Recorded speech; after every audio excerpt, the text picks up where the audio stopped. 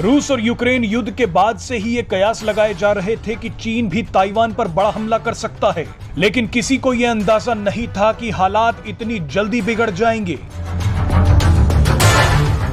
Taiwan को लेकर एक बार फिर अमेरिका और चीन आमने सामने आ गए हैं। चीन की धमकी के बावजूद अमेरिकी सदन की स्पीकर नैन्सी पेलोसी ताइवान के दौरे पर पहुंच गईं। नैन्सी के दौरे के दिन चीन ने भी ताइवान के डिफेंस जोन में 21 लड़ाकू विमान भेजकर चेतावनी देने की कोशिश की। चीन ने नैन्सी पेलोसी के ताइवान में लैंड करते ही द्वीप को चारों ओर से घेरते हुए एक बड़ा युद्ध अभ्यास शुरू कर दिया। चीन के आक्रामक रुख को देखते हुए ताइवान ने F-16 एयरक्राफ्ट्स को तैनात कर दिया। अमेरिकी नौसेना ने भी अपने महाविनाशक एयरक्राफ्ट कैरियर को ताइवान की सीमा के पास तैनात कर दिया। बहरहाल अमेरिका और चीन के तनाव के बीच अब पीएम मोदी की एक मुलाकात की सबसे ज्यादा चर्चा हो रही है। पीएम मोदी की ये मुलाकात एक ऐसे देश से हुई जो चीन की मुश्किलें बढ़ा सकता है। पीएम मोदी ने चीन से परेशान मालदीव के राष्ट्रपति इब्राहिम मोहम्मद सोलेह से एक बड़ी मुलाकात की है।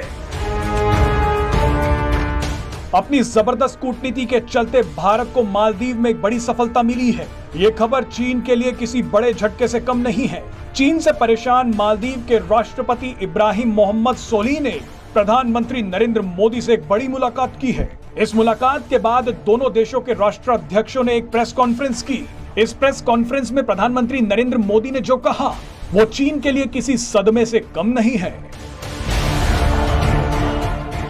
पीएम मोदी ने बड़ा ऐलान करते हुए कहा कि भारत मालदीव में एक बड़ा निवेश करने जा रहा है।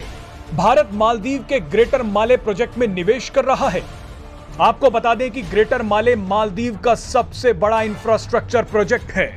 पीएम मोदी ने आगे कहा कि भारत मालदीव को $100 मिलियन की आर्थिक सहायता भी देगा ताकि मालदीव ये सभी प्रोजेक्ट समय पर पूरे कर सके। लेकिन इसके बाद पीएम मोदी ने उस मुद्दे को छेड़ दिया जिससे चीन सबसे ज्यादा डरता है।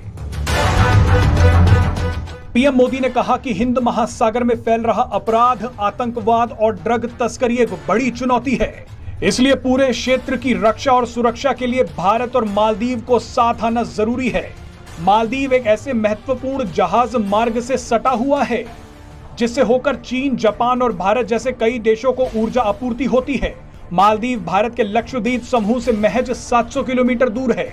इसलिए चीन मालदीव में कर्ज के जरिए घुसपैठ करने की कोशिश कर रहा था, लेकिन अब भारत की कूटनीति के चलते मालदीव में चीन को जोरदार झटका लगा है।